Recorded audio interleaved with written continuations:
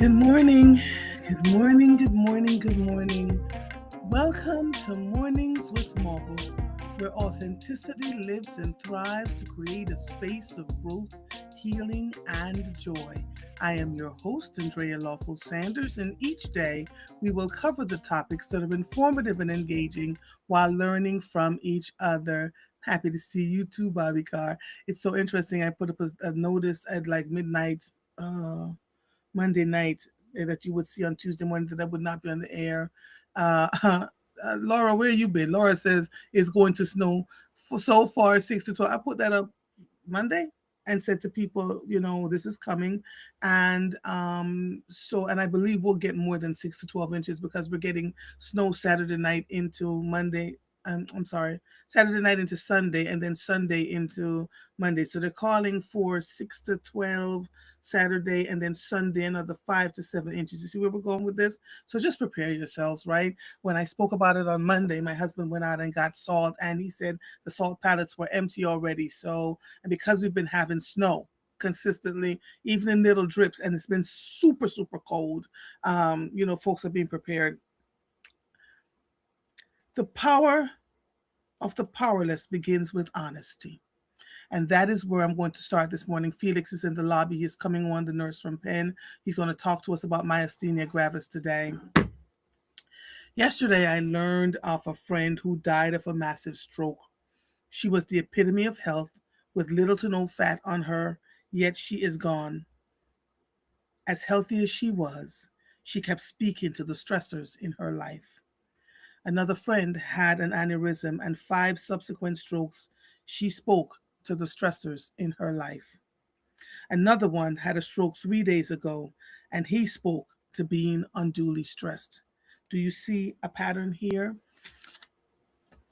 Stress kills. And, as I let Felix in so we can have this conversation, I wanted to try and figure out how to alleviate the stressors the best way we know how to, because despite being the epitome of health and working out and doing all the things that are happening, if we're not getting any sleep, if we're constantly worried about what's going on around us, it can cause an issue. Last week I went to get a physical, and my blood pressure was so high. My doctor sat me down and said, you're going to stay in here till this blood pressure comes down. And so they took it 4 more times and it was still high. And then she did an EKG and sent me to a cardiologist.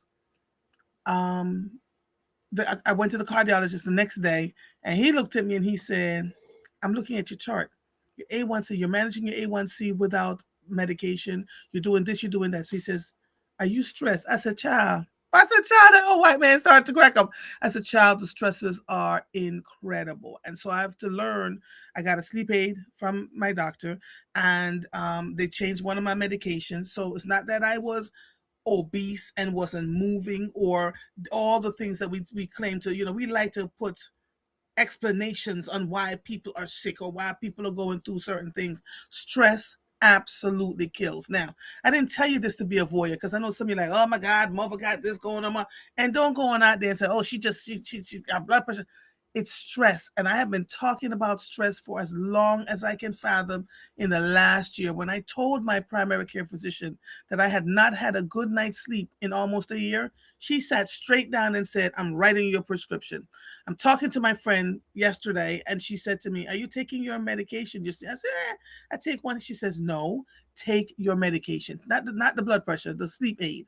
She said, "When you at this stage and time in your life, if you need the support, then take the support." So that's what I'm doing. So when I got home last night, and I'll tell you all about the emergency room thing where I saw a woman again, and not for you to be voyeurs, but there was a woman in there that was so sick. The emergency rooms are filled with people who are deadly sick, right? And the hallways now have beds lining them because there's so many people that are sick. And yet folks were in the emergency room with no mask on. I was like, Black Jesus, y'all need to be better. And the man that wanted to have surgery to remove his kidney stone, because after all, he was so busy and going back and forth to New York. Entitlement. Doctor looked at him, another white man, and said, "No, you're going to go through this because you're destroying your kidney with these kidney stones, and you won't drink liquid, and you're just going to have to pass it like everybody else." The things I learned, I'm quite an observer. So I'm going to write a whole story about this. I promise you. But there was just so much happening at one time. Last night I said to my husband as we were cleaning the kitchen, I'd made all the soup um, for the babies and for us so we can freeze them, so as the time goes on. I looked at him and I said, I love you. I love you. We make everything work simply because we are not concerned about what's happening outside of us, right? We're not concerned about trying to fix this and fix that. We started having these conversations last year, and quite frankly, the stresses are coming from all the things that are going on around us. Canada has entered the chat. Greenland has entered the chat. All sorts of things are going. I saw you, Felix. Good Uh, morning. So the European nations, good morning, my darling. The European nations are now sending out messages to their countries and telling their people to have 72 hours worth of provisions because they're preparing for war. mm, So I used to get like, oh, nope, y'all, listen, I done told y'all, get yourselves together and these were corners in the streets. I don't know what else to tell you. So the stresses, death of parents. Tiffany, I see you. She said she took her sleep aid last night. Yeah, they told me to take two if it didn't work. But we're going to be all right. We're going to be all right. And so what we're going to do is not just always cover doom and gloom news, but what can we do? What are some of the fun things we can do within reason? And I don't mean going and spending a whole bunch of money, just literally simple things. Soak your feet, drink a cup of tea, drink a cup of tea, go for a walk, go into the gym and exercise. For me, it's the spin class. And I was talking to my weight trainer this morning. He was like, no, you're going to be all right. We'll meet on Friday. I was like, I don't want. I said, go snow. He's like, I don't care. We're going to push it back 2 days. But all those things helps to help regulate our bodies. Good morning, Felix. We're talking about stress. I've lost several friends from stress, right? And I yes, was talking, it's not about the sizes that they were, because the one lady was like a size 4, not an ounce of fat on her body, but stress, right? It wasn't money. She had a ton of money, but stress. yes, And so yes. we've got to manage what our stressors look like, for us. And so that was my motivation this morning. Don't let anything or anybody pull you to the place where even as crazy as it looks right now, all we can do is plan and sit still and be ready to move when it's time to move. You see what I'm saying? Mm-hmm. Um, it's a lot. And try to get as much sleep as you can. Not being able to sleep doesn't help me, because then my body doesn't work the way it's supposed to, right? Exactly, So exactly. all of that. Good morning, my darling. How are you? Good morning, Darisha. I see you all. Viola. Good morning. Good morning. I wasn't on yesterday. I was just like, I got things to do. Let me introduce you to the people. Uh, Felix Jones is a registered nurse at the Penn Rehabilitation Hospital and has been one for the past 18 years. He's won quite a few awards. He also works in Philadelphia at the DHS, where he mentored young boys at a program called Boys Track, Girls Track. And so all of that. I asked Felix to come on today to talk about myasthenia gravis. By the way, Felix, my father-in-law loves you too. That nurse, the nurse coming on to talk about myasthenia. I understand. I love him So back. he's been listening to you. My in-laws are in their mid to late 80s. Mm, And as we get older, we tend to think and believe what we think and believe, right? Because our minds are set and made up.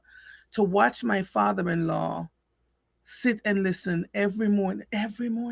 wow, He has wow. his favorites. He has his favorites. He was just like that. Bring that nurse. Bring that nurse. I understand. God bless that brother. God bless Yeah. him. So talk to us about thank you for coming on as Oh, always. thank you for inviting me. Thank you Oh, for. always. You coming on every month, honey, because especially the men, I want the men to feel like their voices are being heard. We talk a lot about women's issues. Yeah, Um, and I want to have a man address some of the things that are happening so that, the brothers feel like they're being heard too. Right. yes, All right. yeah. So, um, what is myasthenia gravis? Okay, well, first and foremost, good morning to you, sister. It's always a pleasure to come on the show. This is by far this. I feel so honored every time I get the opportunity to come on your platform because it's a grand platform. And you talked about your father-in-law, talked about me, and I'm telling you, every time I stepped foot in that hospital and other functions too. I hear mothers with mornings with mothers. So More. they love Andrea. So myasthenia gravis. So the name myasthenia gravis. Of course, we know it as an autoimmune disorder. Mhm. But the term as self, myasthenia gravis, if you break down the word, maya, which means muscle, sthenia, which means weakness, and gravis, which means grave. So Grave muscle weakness. grave muscle weakness. So Wow. it's an autoimmune disorder, like we covered. We have covered a few autoimmune disorders Mhm. while I have been on the show, but this one is like other. It attacks its own self. Mhm. It's its body's own worst enemy. Um, it's an autoimmune disorder that affects the skeletal muscle system. Okay, so what happens is it it blocks the motor neurons from getting to the skeletal muscle. Mhm. Okay, so and what happens? Some of the symptoms with this is you wake up feeling fine. Okay, and then you gradually get weak throughout the day, and it normally comes from repetitive tasks such as cutting vegetables, such as chewing gum. I mean, it's just Wait, it's wait, wait, wait, yes, wait. It's yes. that bad that say that again for me. Just so I'm Okay, clear. okay. So it's an autoimmune disorder that affects the skeletal muscles. Mhm. And you wake up in the morning, you feel fine, and then throughout the day, you gradually get weaker and weaker throughout the day. Why? Because the acetylcholine that's trying to get to the nerves, Mhm. to the motor, from the nerves to the skeletal muscles, is being blocked. It's being blocked. So you get weaker and weaker because you're trying hard, so hard to. It's almost as if you're trying to drive your car without oil. It's going to keep putting and putting, and it's overworking itself. Mhm. In healthcare, we use something called metabolic ketoacidosis. Is when the body just it's like an overworking combustion system, and Mhm. it's trying too hard. So all the gas is burning faster than normal, as if your fuel injectors are clogged up, not working. It's overworking itself. So you gradually get weaker throughout the day. Okay, and the thing about this disorder, it mimics other ones, other. Mm. So it's kind of hard to catch. It's not as common. So Mhm. as easy as chopping up vegetables, any repetitive movement, chewing gum, chopping vegetables, walking up a flight of stairs, you can just be burned out, overworked, and exhausted. Okay. So who does it affect primarily? This is the kicker. It affects women ages 20 to 40, around that age, Mhm. and men ages 60 to 70. Now, we don't know about this bi-modular distribution, why it jumps ages like this, because this is one of those diseases that is not widely known. And you gotta And have a why is that after all these years? The first time I heard about myasthenia gravis was a woman who sat on the Abington school board by the name of Shirley Weiss. yeah, And she told me what it was and then how it weakens your muscles. Shirley lived with myasthenia gravis until she was 80 something years old and was smoking 3 packs of cigarette a day. I don't know how Shirley smoked so much that it killed her husband. He got lung cancer. And it's amazing how the body works. Killed yeah, her husband because he was around her while she was smoking the 3 packs a day, but she didn't die from lung cancer, right? And so she described to me that her muscles got weaker. She was walking with a cane. She was much older when I first met her. She was yeah. walking with a cane, all of that. But to this day, we don't know much about myasthenia gravis, that it weakens the muscle. So you may see someone walking and you go, why are they being lazy? Why are they not getting up? Why are they not standing up and doing what they're supposed to do? It's because they can't, right? So you're Yeah. telling us some of the symptoms. What are some of the physical symptoms you see of someone with myasthenia gravis? So some of the physical symptoms. So w- without being too strategic as far as breaking down the X's and the true etiology using these big Mhm. terms, I will tell you that it's a cytotoxic injury. So it kills cells. Okay. So anything that kills cells, anything that affects the metabolic system of the body, it depletes the body, and you will see it immediately.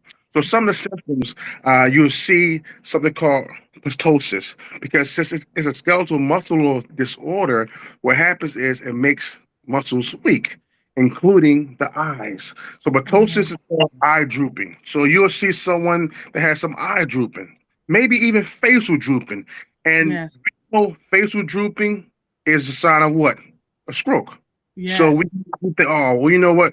Miss Johnson had another stroke, or Mr. Jones had another stroke. Mhm. So you see facial drooping. For some reason, it affects the extraocular nerve behind the eye traumatically. So it controls eye movement. So you'll also see something called diplopia or double vision.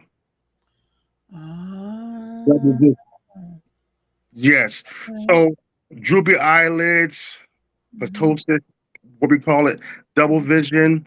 Um, you'll see someone that has a hard time slurred speech, a Slurred nasal, speech. Yes. Yes. slurred speech, nasal Mhm. congestion, trouble chewing. Did you say nasal congestion? Yes, nasal congestion. It for some reason for some reason this also affects the nasal patches as well. So Okay. you'll talk as if you're real nasally. Yeah, yeah, Yes, all the time. Yes. or like you're real nasally. Okay, Hmm. but it affects those underlying muscles that we cannot see and or touch. Now, in the gravest, most worst system, it sort of affects the breathing. It affects breathing. Your head starts to drop, and that's when it gets dangerous. That's when it gets dangerous, and that's normally when we seek hospital or emergency services Okay. because, like, I hate to say this word, but it's almost similar to ACLS, Lou Gehrig's disease. Please, yes. So when it starts affecting the respiratory system and your breathing, That's a call problem. 911. That's That's a that's problem. that's definitely a problem. So as What causes so what is the thymus gland? Everybody's talking about this thymus gland and where is it? And okay, is it so a part of the reason why you get myasthenia gravis? the thymus gland is a small gland in your esophageal area in your throat. Okay, Really? it's a very, very, very small gland, and it deals with our hormones. Now, Mm-hmm.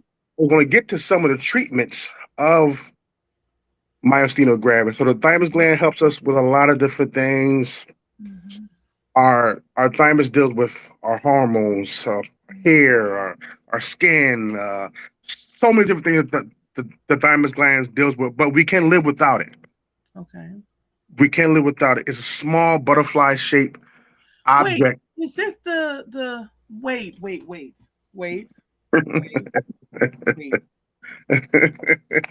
It's the thing that sits right here in your Yes, throat, correct? What yes, it is. they called it something else. Graves disease. What is that the same gland? Grave, yes, it does affect grave disease, and you also hear something called Hashimoto disease. Hashimoto disease is when your body overheats, you get the butterfly rash on your face. Yes, it affects hormones tremendously. So I have that gland. You're right, you can live without it. Yes, you That's the can. gland I took out. The thyroid You gland, had a right? yes, thyroid gland. You had a thyroidectomy. It, Okay, right. So it, is that the thymus it gland? Is that what yes, they call the thymus gland? yes, it is. Oh, I'm so glad I'm talking to you. There's a faint mark on my neck. I had my thyroid removed in 1995. You're absolutely right. You can live without it, Yes, you right? can. You Can. absolutely can live without it. And if that thyroid gland is what's causing so much of what's going on with people with Graves' disease, I would tell them take it out. I'm a living testament. 31 years Yes, without yes, my thyroid gland, right? yes. Um, and all I had to do after not all I had to do when they took my thyroid gland out. That's the thymus. I didn't. I was like, what is a thymus gland? It's right here. So the thing about the thymus gland is not an organ, but it acts as a lymphatic organ, and it deals with immunity. It deals with immunity. So I will tell you some of the indicators that tell us about our bodies you don't have as far as the T cells. The T Yes. cells probably depleted because this thymus gland, this Right. very important thymus gland, is gone. Right. So you get, So so you you have, take you have to take something to replace the thymus gland. yes. And for me, it's what the hell is it called? Synthroid, So there right? you go. There you But go. You oh, I'm about it. I'm telling you, I'm about this life because I'm always about making sure, like my car, make sure my body is okay. yeah, But the yeah. question though for the synthroid for me, if I eat one cola nut a day, I don't have to worry about my teeth. That cola nut. There But if you you have go. a nut allergy, you can't take the cola nut. But yeah, every morning, you listen, y'all. If you listen to your bodies and you do what you're supposed to do, and you do the research, and you do it, have an understanding of what this looks like, then you'll be able to survive without it. I'm thinking the thymus gland was something in your underneath your arms or in your chest. I had no idea because I never connected it to the thyroid gland. Yes, and you know that diamond. So it's really important. If you're an adult, you really don't need it. You know, Right. as a kid, because as a youngster, we're building up immunity, we're building up immunity, we're building up immunity, and we're getting herd immunity, we're getting acquired immunity. So we need gland to help us identify factors, especially these traumatic diseases. But getting back to the treatment of myasthenia gravis, so some of the treatments is some medication, and some medication. I want to pronounce it correctly. Pyrostigmine. Pyros. Let me spell it. Pyrostigme.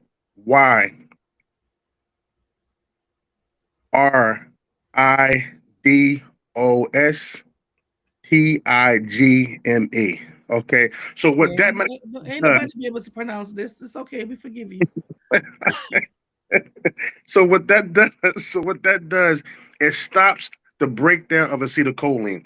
Because what happens is, I don't want to get too technical, but what happens in myasthenia gravis, acetylcholine cannot get to the nerves, which cannot get to the skeletal muscles, which means that they won't let it move. So it blocks this hormone from getting to the skeletal muscles. So that's this medication prohibits the breakdown of that very crucial hormone, acetylcholine. Also, you can have steroid replacement. We all know that the medication called prednisone. So prednisone can be taken also, and this helps reduce the antibodies and inflammation associated with myasthenia gravis. And like you said, surgical removal of the Oh, thymus. so let me ask you this: is the thymus and the thyroid two separate glands? Yes, it's it's they're very close. They're very close to each other. So they're almost like they work together. Oh, what the hell? So so Okay, so So the thymus and the thyroid, yeah, I don't want you to get that mixed up. The okay, thymus, okay, yeah, the thymus and the thyroid, there are two different glands, but they work together. They mimic one another. okay, okay, okay. What is plasmapheresis? Plasmapheresis, that is a form of IVIG treatment. It's intravenous, put inside you, similar to a blood transfusion. It recycles your plasma. It cleans your plasma out and recycles it for you. So that's And also a treatment a of treatment for people with myasthenia gravis, right? and Dre, I love the fact that you train a little bit before I come on a test to see what I'm doing, and I love it. Yes, so I love you. Always come with so much information, which actually helps the dialogue go well because I keep forgetting that I'm not talking to just a medical quietly. You Mhm. know medicine. You know medicine. You know the I, body. it just makes sense for me, Felix, to do research. I'm a researcher, which is why a lot of people don't want to come talk to me because they know I have the answer before I ask the question. So and that's that's my superpower, right? If I'm asking the question, I'm sitting here innocently looking at you. I already know the So answer. So you so know your stuff, which is why I love you so much. Which is why I keep bringing you back.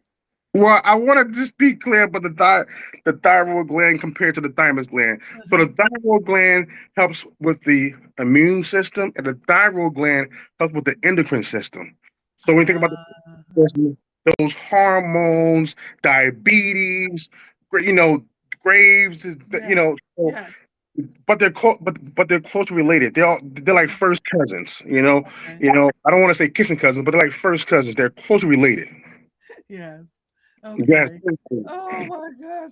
And Yeah. so is there a cure for myasthenia gravis? No. No, there's no cure for it.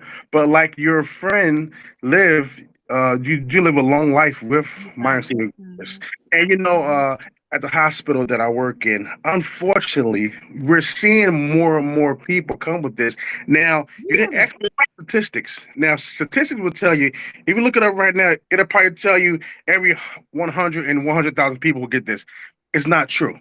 Why it's not true is because people do not go get tested for this. And even if they do go to their physician, doctor, or primary care provider, and may be mistaken for others for something else due to its close relation to a stroke or a heart attack, because those symptoms are closely related to those types of diseases and disorders. So Okay. it's supposed to be every 100 within 100,000. It's a very, very small percentage, but more and more people are coming to the hospital getting diagnosed with this disorder. Really? Could it be caused from some level of stress? Stress affects the body in so many ways. Because you know, I know, the world knows that stress produces toxic hormones. It screws with the RNA makeup of the cells. So what stress does to the body, it goes into cells, it goes in your house, and it leaves something. It leaves a bad odor. It leaves a bad juju. It leaves something that it makes the other cells sick. It's like a little kid going into daycare and coughing, and then next thing you know, the whole daycare is sick, including the Yeah. teacher. So it comes in and That's is what stress disrupting. does. So yes, stress could, and also if you have another autoimmune disorder, it can definitely deplete you. It can definitely deplete you because yeah, go ahead. I'm just thinking. So stress can jumpstart something in your body. You Yes, may have the predilection for an autoimmune disorder, but didn't know. And because I'm just asking you, KT215, thank you so much. She said thyroid is in the front of the neck, which I knew. She said the thymus gland is in the chest behind the sternum. Did not know all of that. So mhm, thank you very much. Essence Allen says, oh my God, my daughter just had her thyroid removed. She's still trying to recover from the surgery. She's 21. Yes, they have diagnosed her with a whole bunch of stuff. So Essence, someone also talked about using the iodine. See, when you get on here, we be on here talking about all the things, right? Which opens up a Pandora's box. Um, Someone talked about using iodine to kill their thyroid, right? They gave me the same iodine. It did not work for me, and I went into congestive heart failure. So yeah, ask a bunch of questions, which is why I had to have emergency surgery to remove my thyroid gland. And yeah, they took out the parathyroids because they said it was so. In fact, they came in and asked if they could use it for research. Damn, my little gland in the jar looking at me. I'm like, I don't want to see that. I could not sing for over a year, and my voice kept coming and going. So, yeah, Essence, your daughter's voice will come and go. You'll get hoarse, and she may lose her voice completely for periods at a time. The other thing that happened that I don't think they tell people is when they take out your thyroid, you will gain a bunch of weight. So you must go yeah, check your yeah, thyroid levels, your TSH. Consistently to kind of manage the medication that you take, because yeah, all of these things are going on at one time. She said her daughter has a Crohn disease.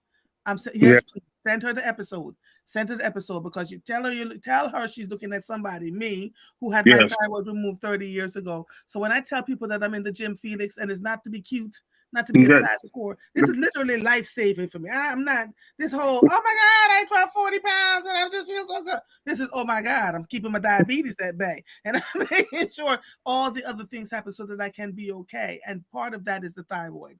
I gained almost 100 pounds after they took out my thyroid. So I had to fight like hell to yes, manage that, right? yes, And manage the other functions, the systems in my body, the extra, if I got a cycle, it was the heavy bleed. It was just all these things. So tell her, mhm, don't worry. Tell her, don't be frightened as her body starts to shift and change from all of this. Just to kind of, keep managing. And I'm willing to talk to her. I really am. Essence, I am, because the part of the reason why we do what we do, Felix, is because we need to get people to have more conversations about yes, these things. It's yes, important. It's yes. absolutely important, right? I'm Okay, do agree. go ahead. Go ahead. No, I was telling you how much I do agree with you as far as having this conversation to talk about these disorders, as it relates to the thymus and thyroid gland. Mm-hmm. And they're two very, very important glands. And thanks to the sister that corrected us. So, because when you was holding your throat, as far as the thyroid and the thymus, they they're very closely they're close related to, but they also, you talk about the gaining weight part, and that's called Yes. Cushing syndrome. Cushing syndrome, and so these glands, which we take for granted, and like you said, as we get older, we don't really need it, Mm-hmm. or we take it for granted. As far as eating healthy, that's Right. also a big role in what we're talking about. Also, not as it relates to myasthenia gravis, because there's no really rhyme or reason and or For cure for that, myasthenia right. gravis. Right. But if you are a woman under the age of 40 and you're Mm-hmm. having these weird symptoms, Mm-hmm. please go to the doc, get checked out, ask questions, and don't just take the first diagnosis for Right. Get other opinions. the Absolutely. opinions. Your opinion, this Absolutely. closely relates to having a stroke. This Yep. closely relates to several other diseases and disorders, and that's why Mm-hmm. it's not as easily diagnosed as Mm-hmm. something else. So, as far as an endocrinologist and neurologist, in this in our country where healthcare is at a disparity and some people have problems getting it and holding it and obtaining it. Um, these specialists, they're there for a reason. There's so many different practices and professions associated in healthcare with medicine and physicians, and they're there for a reason to test for these very well Mm-hmm. disorders. Mm-hmm. Agreed. Carla. Ooh, child. Carla says, unfortunately, our foods are probably contributing with all that part, Carla, with all Yes, the hormones and chemicals they inject in our foods, which can throw off our immune system from working properly. So that's why I yes, keep telling y'all, be careful what you put in your mouth. I go because of my heritage and my roots. mm, My provisions come from the ground, right? So it's the sweet potatoes, and not just any old kind. You already know.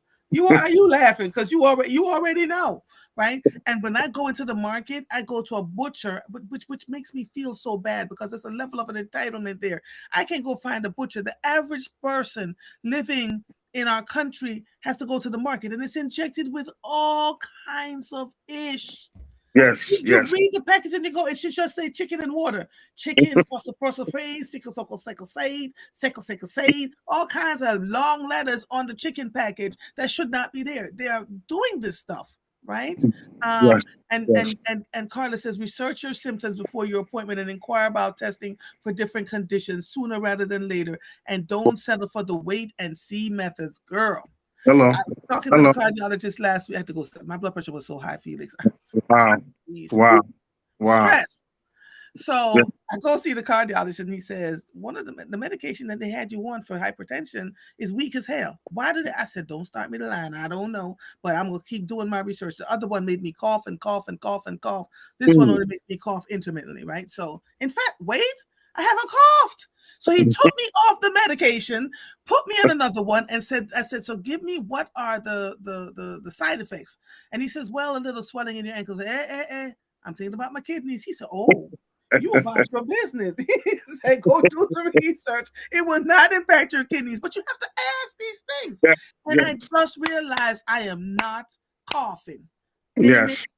Mm-hmm, right? But mm-hmm. it took this cardiologist to say to me, he said, because baby girl, you are old white man. I said, I like your bedside man. I'm not really liking white men right now. He started laughing. We had a good old chuckle. He said, you know what? I'm going to take real good care of you because I said, I'm just being honest. I said, You, but I really like your bedside manner. I want to add too, Andrea, before I get off, the medications associated with myasthenia gravis. That if you're already taking them, or Mm-hmm. if you suspect to have myasthenia gravis, you should definitely tell your provider. It's medication called beta blockers. They're used for blood pressure, and Yes. and beta blockers they end with LOL. So, Yes. pressure. Metoprolol. Come Yes. Yes. on, Mm-hmm. now. Come on now. What? Mova is not stupid. I keep telling people they're looking at me like, what is happening out here? Okay. All right. So beta blockers work. You're Huh? Huh? going to my job. I don't know everything.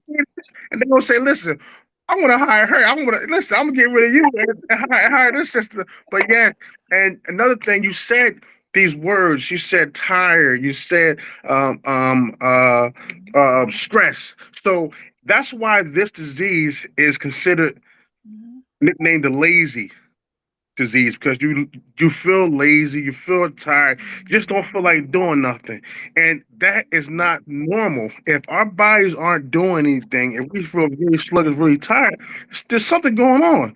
So I'm not saying that it's going to be a myasthenia gravis. I'm not saying that it's going to be MS or multiple sclerosis. I'm just saying it's something. It's not just Yes. nothing. Not that, oh, I'm just tired. I just don't feel like, if you're tired for 2 or 3 days, something ain't right. You Yes. know, Absolutely. something is Absolutely. not right. So I've got a question for you, Lord Jesus. Now the people are asking, and I got Joel Wilson waiting to get in here. Darisha Parker says, "Hold on, quick Mhm. question: how are folks getting checked out if they don't have insurance? What's your recommendation? Because the access to healthcare is crucial. It's hard but not difficult to locate a black doctor." Mm, mm. What's my recommendation for someone that does not have insurance? Yeah, but there are plenty of clinics. Yeah, Philadelphia Department of yeah, Health has a bunch of yes, clinics here throughout the but city. yes, they have a bunch of clinics throughout the city. Just walk in; they cannot turn Yes, you down. just what right. They cannot turn you down. And if you go into the emergency room, can they turn you down if you don't have insurance? Unfortunately, yes, they can. Oh, shut the front door. Since when? Unfortunately, yes, they can.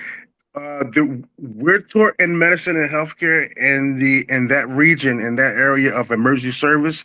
Take your vital signs, take your blood pressure. If your vital signs are appropriate, as far as anything else, we cannot service you in an emergency room. If it's not life threatening, if you're not going to die.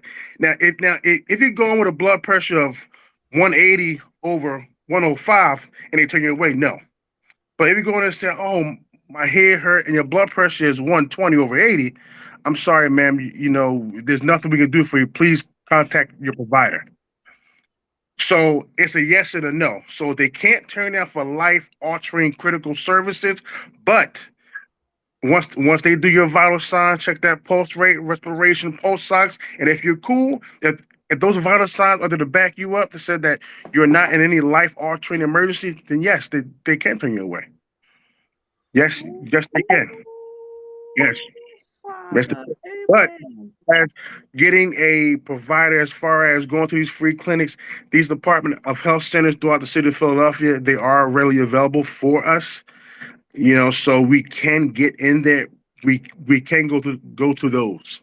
But these hospitals, such as the one, I was Penn, so as far as these level 4 trauma centers, they don't have to give you a bed. So it has to be life threatening for them to give you a bed. They're not turning you away immediately. They're No. checking your vital signs, making sure you're not in any imminent danger. Yes, yes. So yeah, Oh, so you're not listen. gonna walk in and say, "Hey, I'm about to die," and say, "All right, bye." No, sit in the Yo, Essen says, how do we hear more of Felix? Oh, Felix comes on once a month, honey. The third week of every month, Felix is in here talking to Marva. We're best. talking about all the things, right? Thank you so, sister. Oh, you're Thank you welcome. so much. You're so welcome. You're so welcome. All right, Felix. I don't know what we're going to talk about next month, but I Give promise you'll me figure out my something because there's a lot going on. Give me my assignment, and I'm on it. I'm a implementer. I'm gonna make it happen. But thank you again for having me. It's always a pleasure and a blessing coming on. And thank you to your listeners for asking such great questions. These people are engaged. You are training these people right, sister. They Yeah, are. this platform, Felix, is not about just talking about the mundane. There's always a solution. Wherever Yes. there's a problem, we bring somebody on for a solution to help the people to get them to understand better. And then the folks here, oh, they're not the regular schmegular audience, right? They're Mhm. really in here to listen, to learn, and they share a lot with me to make me go look and see what's going on and do my own research. So I love them. I love them. But we attract to us who we are. Yes. That's a true Yes. statement. Yes. Yes. Yes. Yeah. You attract who you are. Yeah. Your energy is positive. You're changing the game. You're changing the world. And CNN, MSNBC, watch out. I'm telling you. I'm telling you. All right. So Carla just gave me a topic for you. Okay. Cholesterol. Next month, Do it. February, we're going to talk about cholesterol. do it. I Okay. mean, it's bad, but listen, let's. She said it's bad. Bye, Felix. All right. Mwah. Bless Talk you, to sis. you soon. Bye, honey. Bye bye. Bye bye. Ooh. Oh, Darisha. That's a good one too. So let's all right. So we're gonna do cholesterol and weight loss injections. Ciao. Ooh, Lord Jesus. All right, let me let Joel. Thank you, my brother. Did you hear all of that? Yeah, I'm checking it out on my phone. Let me close that because I don't want no double, the feedback. Yes, yes. Ooh, ooh, Lord. What a good say. Now that I was love when excellent. my That neurons was are just excellent. firing. I love smart people. I love to have, excellent conversations. I can't do the mundane thing. I just cannot. Joel Wilson, let me introduce. I just saw you on Monday, child, so you know. Joel Wilson is the founding member and president of IBB Investment Group LLC, a diverse group of progressive and business-minded African Americans who work together on various investment strategies to ultimately pour wealth back into the Black community of Philadelphia. Today, you want to talk about. Let me see, because Reverend Martin Luther King's views on economics through the lens of his last book, Where Do We Go From Here? Chaos or Community? Who that conversation on Monday, child. I was like, we needed 6 hours, but that was great. And I Exactly. love that we didn't advertise it and, throw all that stuff out there because it was really seriously and about us and why we are where we are. Um, good Andrea, morning. can I start off with an MLK quote right from the book? Sure, go ahead. Power properly understood is the ability to achieve purpose. It is the strength required to bring about social, political, or economic changes. In this sense, power is not only desirable, but necessary in order to implement the demands of love and justice. Read that again for them, please. Power properly understood is the ability to achieve purpose. It is the strength required to bring about social, political, or economic changes. In this sense, power is not only desirable, but necessary in order to implement the demands of love and justice. So the part that stuck out for me was power properly understood is the ability to achieve purpose. Is that what it said? Correct. Yes. Yeah, that part. That part. That freaking part.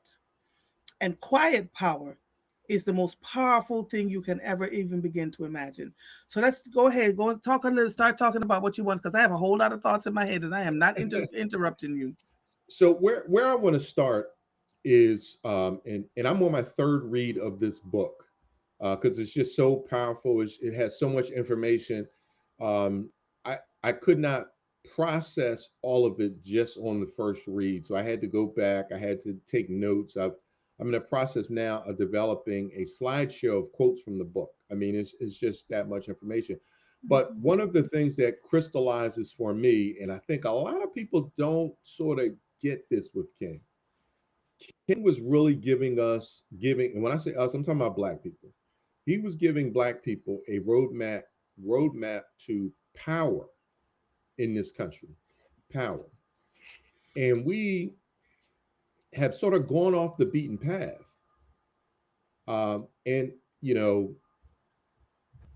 and now it's just gotten so watered down where folks believe on MLK Day, it's about you know, community cleanups and stuff like that. I mean, that I'm not going to say King would not support that, but that is so far down from the priority of going after power.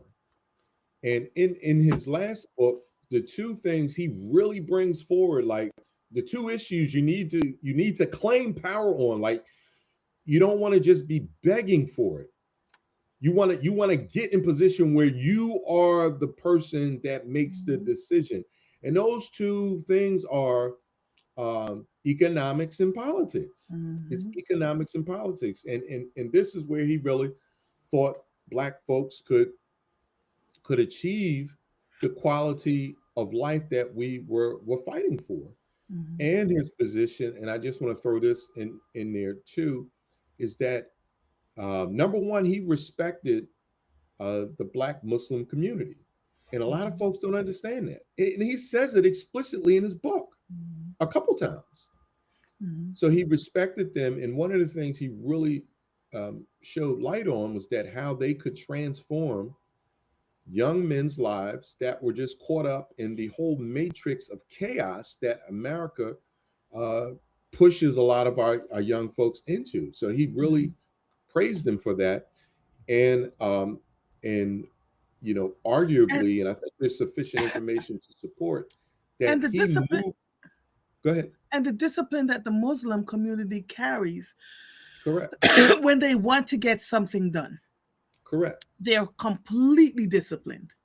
Correct. And they don't listen to other folks, which is what King was, you know, where in his inner circle, I think he was there, and I think as he was sort of coming to the realization that do for self, which is, you know, is what the Muslim community had always advocated for, and the Mm-hmm. Black Muslims, that's what I'm Mm-hmm. referring to, Nation of Islam. That's what he was moving toward now, Mm-hmm. and he was like, I believe he was always there in his core, but the, you know, what he said, the rhetoric he said maybe was not as distinct.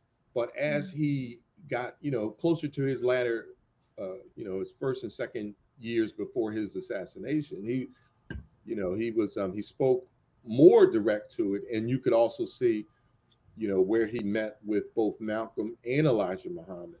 And Mm-hmm. so there's, you know, I'm just raising this because I think there is a greater unity there Mm-hmm. that Mm-hmm. many of us don't understand.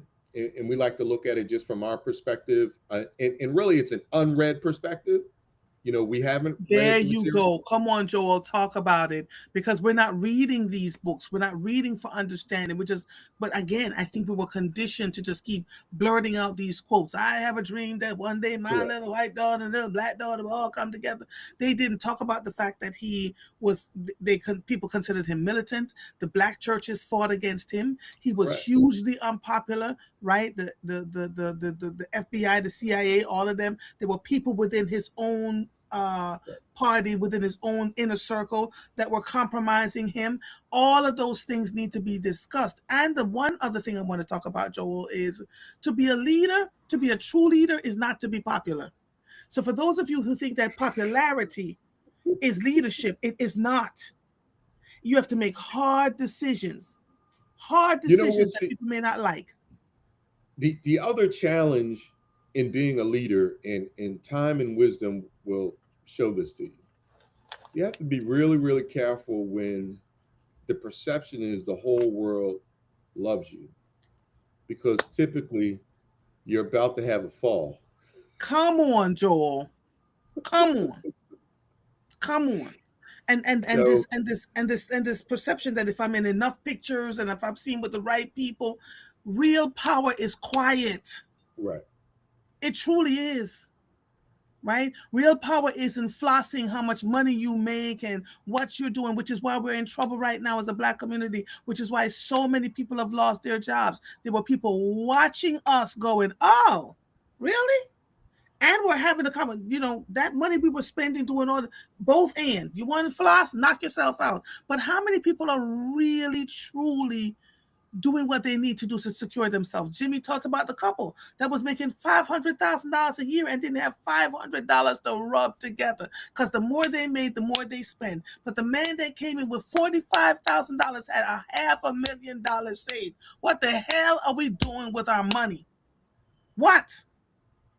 And why do we keep making all these other people so wealthy? Dr. King spoke to all of this, right? Because we've been diminished as people. We were like, well, in order for us to show that we are wonderful, we got to wear a certain thing and a brand name, this and a label, that and a label. You're making those people have generational wealth because of us. How are you right. building generational wealth for yourselves? How? And I want to expand that just a little bit. And if we look at our ancestors, when our ancestors were fighting and struggling, they not only fought for their individual self and not just for their family, like not just their family, they fought for literally the community. I mean, we can, for those who are familiar, not just the name A.G. Gaston, but read his book, you would know that this man was so, and he was the most wealthy black person, recorded black person during the civil rights movement. And he was no more than a sixth grade education, started out working in a coal mine. But this man, he became so wealthy. He's the man that when you watch the film Selma and all those people were intense on the farm, that was his farm. He's the Mhm. man that had the hotel that King stayed in. He's the man that was quietly bailing the people out of jail. That was his money. But let me Quiet tell you, power. let me tell you the gangster thing he did. Oh man. So when he first started entering politics, and he had a few funeral parlors, he owned a cemetery, and he just wanted the black folks in the town to support one white guy because he was better. He was the lesser of two evils of the other Hmm. guy. So they threatened, and when I say they, the white community in which the bank was in the pocket with, they threatened the folks and said, if you vote for this white guy that's better for you, then we're going to call in your mortgage. And so black folks were immediately fearful. They were like, oh my God, I want to vote for this guy, but I can't lose my house.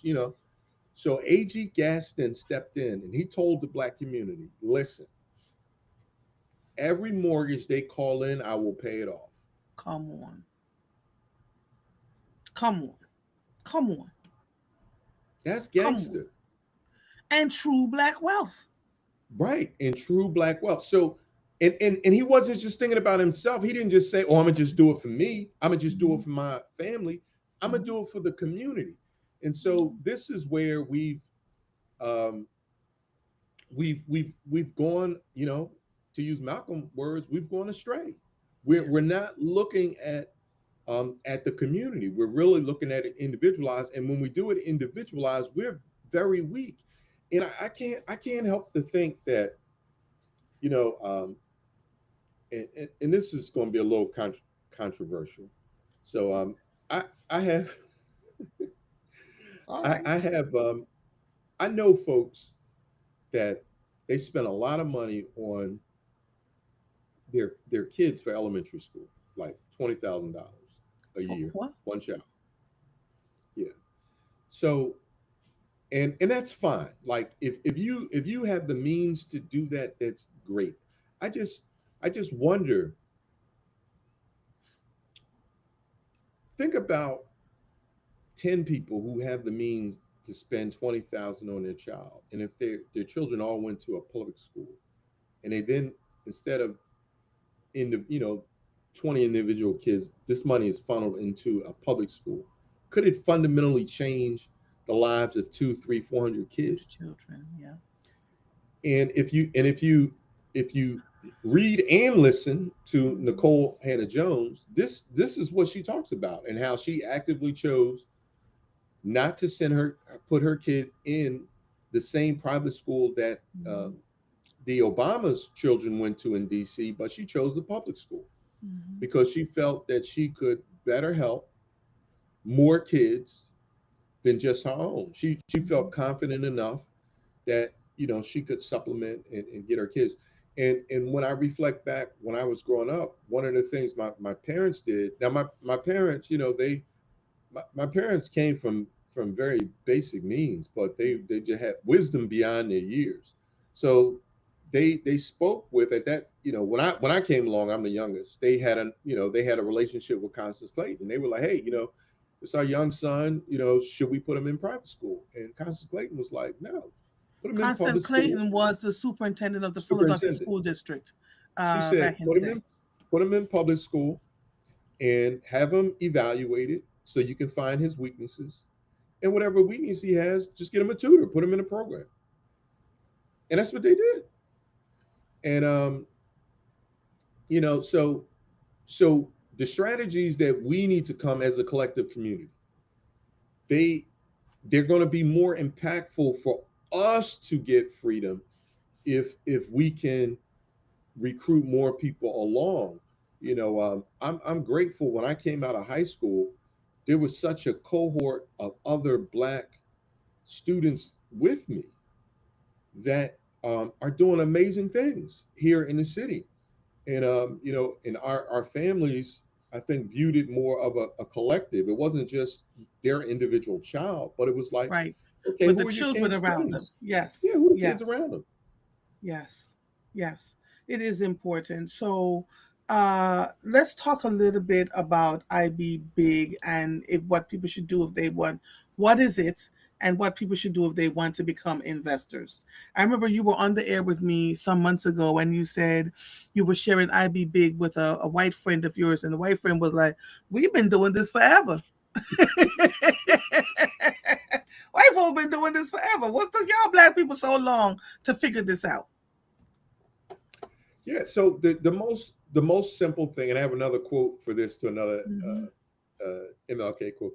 So the easiest thing to reach out to IB Big is send our membership chair an email, and it's just membership at ibbig.net. That's membership at ibbig.net. And let me also tell you that so we've changed up our process just a little bit because we anyone who wants to join, you're either going to have to know a partner, and there's 53 of us now, so I mean, there's a lot of us. Yeah, You either need to know a partner, or you need to come to one of our events, and you you need to do. introduce yourself so we can get to know you, and then Mhm, we'll start you through the process. But we want mhm, to actually see you, speak to you physically, and mhm, and I am aware that we have folks who don't live in Philadelphia that want to join. mhm, So for those, the easiest route, excuse me, is going to be knowing a partner. Because we don't care if you're in mhm, Texas, if you know a partner, mhm, that's just an easy way to do it. If you don't know a partner and you live out of state, well, let's start the conversation. I'm not going to right. say it's just going to work out. We're going to start something. We're going to try to figure out. One of the things that is happening, we do have partners in about 8 states. So Mhm, it may be possible for, if it's close enough, you may be able to meet up with a mhm, partner that's outside. But we're going to have some type of starting point in person. Make sure this is not AI. Try to do our best in the mhm. vetting process. So that type thing. But we are steadily growing. We'll probably cross 60 partners, probably by the end of February. All right. So you have to know a partner. Email membership at ibbig.net. Yes. Laura said she sent you an email and she hasn't heard back yet. So, Laura, send it to membership at ibbig.net. My god sister is in Georgia. She sent in her stuff. So, we're waiting. It's a Saudi. process. You don't, huh? Is it Saudi, your guy's sister? Sadie. Uh-huh. Sadie. Okay. All Yeah, right. yeah, yeah, We yeah. got it. You got it. Yeah, yeah, yeah. Because she's been listening for a while every month. And she said, I think I'm ready now to be a part of it. And so when you build collective wealth, it is, your little bit add to somebody else's little bit, makes a nice pot that you can use to invest, et cetera, et cetera. And they don't tell you these things. The other thing Jimmy said to me, I could listen to Jimmy all day. I think Jimmy said it made me go, what the hell? He said, you take your money to the bank.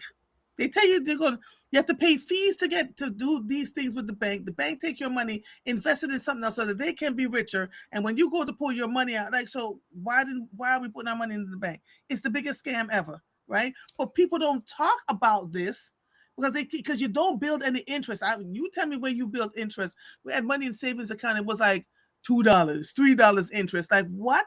Meanwhile, while your money is sitting there for a certain period of time, they take that money and they reinvest it and do all sorts of things with it and make a bunch of money on your Yeah. money that's sitting in the bank Yeah. that One you of one don't of the most see a dividend from. yeah one of the most tragic things is if you look at the money that I'll just say the Philadelphia Black community puts in banks, and then and a lot of it is will happen on Sundays, from churches. But we put this money in the banks, and we are the last on the list of who they provide loans to. The last, the I absolute mean, we have last. to beg, borrow, and steal. But in the investment Exactly. company, tell them what you do. So in the investment club, we have a microloan fund. Mhm. And if you are a partner in the club, you can borrow funds, and it is collateralized by your units. In the investment club, it's called units, not stock. So it's collateralized by your units, but no credit score is required. And at this point, you can borrow. Um, you can borrow actually up to half of what you have. So we do have folks that have close to $40,000 in there. And you can do a short term. Our original short term loan was just 90 days, and you could add a 30-day grace if you Mhm. needed it. But now we've added on, since we last talked. We took a vote, so now we have a 12-month loan and a 24-month loan. And so these loans really are designed to help partners. If we have any partners in our club, we don't want no partners that have bad debt. So if you have a bad debt, you got like 5 grand, it's on your credit report, and you're having difficulty borrowing money, or 10 grand, then we want to be a resource to where you can borrow the money from your own club, pay that Mhm. off, get that off your credit report, and then you make us payments over that duration of time. Mhm. But it clears you up. And these are the type things that our different Black organizations should have. We should Right. have our own loan funds. And Mhm. yes, I am talking about churches. I am talking about the Masonic organizations. I'm talking about the fraternities and sororities. We're literally watching our folks in the latest form of slavery, which is financial slavery, and we have no solution. And never before in this country has has the system tried to enslave us, and we didn't have a solution. Like we, Right. I just watched the movie the other day on it was on the Maroons, and it talked about the three different types of Maroons. Black people fought in the interior, in the South. I mean, we had a large Mhm. community that the white folks couldn't penetrate, and they built a life. So we've always had a way to fight back. So now in 2026, when we own more fancy cars than anyone, we're renting out the super expensive hotels for these lavish events, all this kind of stuff. We're buying all these very expensive bags and shoes, but we have no financial solution for the least of us that are in financial slavery. Come on, like we can do We better have than what gotten we're doing. yeah, we've gotten so individualized. It's every man for himself. What I say, I've been saying for the last few years, actually since 2019, figure out who your tribe is. And when I say your tribe, who are the people, the three, four, five, six people within your sphere that you trust, that you can sit down and say, I've got water, you've got eggs, and I'm just Yeah, using that as an aphorism. yeah, I've got yeah. water, you've got eggs, this one's got toilet paper. How do we don't do that in our communities. We think it, oh my God, or if you do it, you then go up on social media. Oh, today I did such and such for such and such. We have gotten so individualized and self-absorbed and all the things you can think about that doesn't help. So let me say this again. Real power is quiet. Mm, End of story. yeah. You've got to figure this out. So I grew up in a system. I'm part of the Maroons, right? So we grew up in a system where we say, all right, and they don't have to be related to you. Such and such needs to go to college, and there's five of us. All right, who's going to donate? Da da da. And we've been doing this for decades.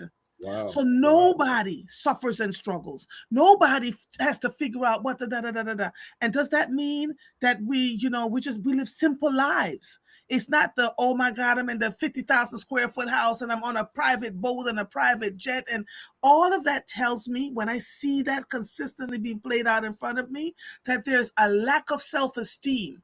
There's a movement to, oh my God, I need to be seen with this one and that one, and I'm name dropping. And this closeness to whiteness, this closeness to I have to feel like if I'm with somebody white, I'm doing much better than somebody else. We have thrown away programs, good programs by good people that are in this city, to give it to somebody else that doesn't look like us, because after all, they can bring in more attention, and they can bring in the news, and they can bring in. We have been detrimental to our own selves in ways I cannot even, and I'm watching it play out, Joel. And these same people who think that they have this thing, oh, I know this one and I know that one, this one and that one's going to go take care of themselves, and not concern themselves about you in the long run. Because what's upon us?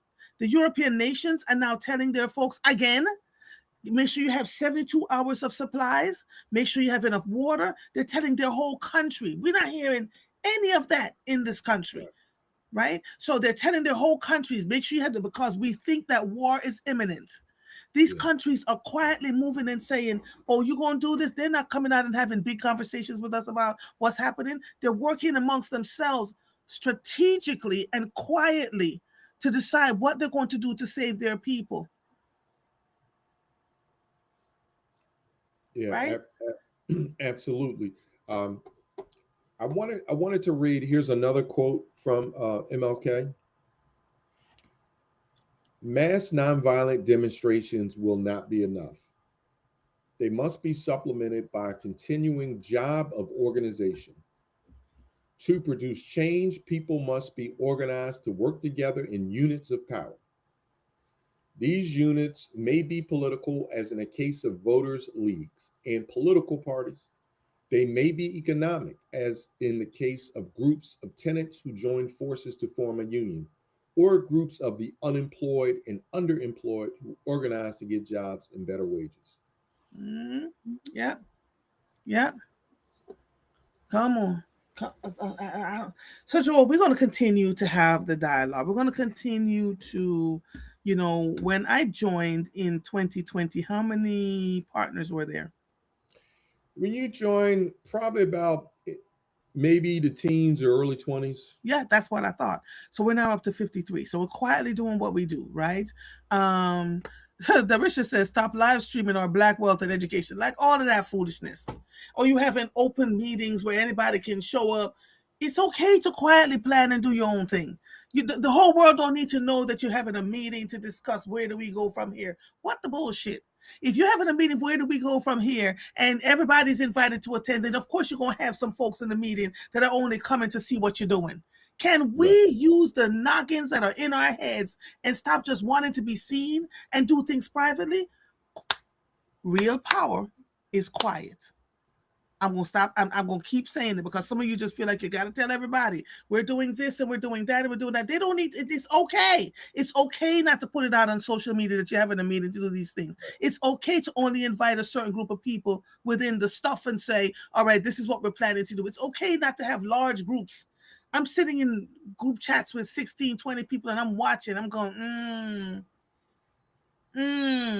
so that you just stop sharing certain things, and you move on and you do what you're supposed to do, and you work with those who have a similar understanding, that you're trying to make sure that you're taking care of each other.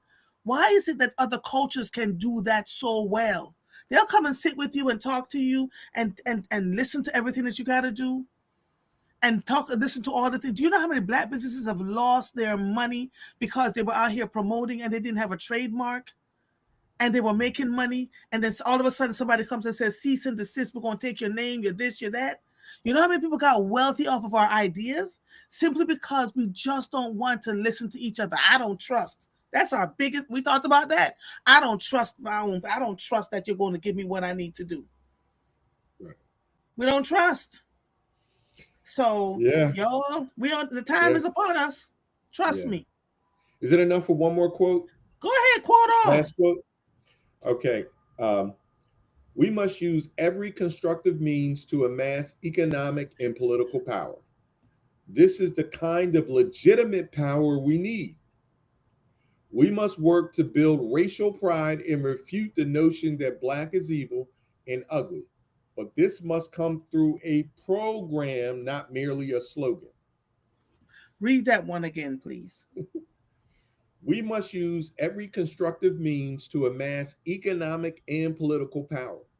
This is the kind of legitimate power we need. We must work to build racial pride and refute the notion that Black is evil and ugly. But this must come through a program, not merely through a slogan. Mm-hmm. And on that note, praise the Lord and pass the mustard seed. Joel Wilson, Lord Jesus, I want to thank you for being a part of this monthly conversation with us. If you want to get in touch with IBBig, go to membership at ibbig.net. You will be vetted. We're up to 53 partners now. We're looking to have more, and we can stop at around 100. So you want to do this and you're serious about this, then this is where you join, okay? And encourage a young person to be a part of it, or start something with a young person. $20 a month for them, $25 a month for them, so that they can too be a part of the pot of doing what needs to be done. This episode of Mornings with Mumba is officially over. Thank you, Joel Wilson. I am Andre Lawful Sanders. I'll see you when I see you. Bye, everybody. Bye, Joel.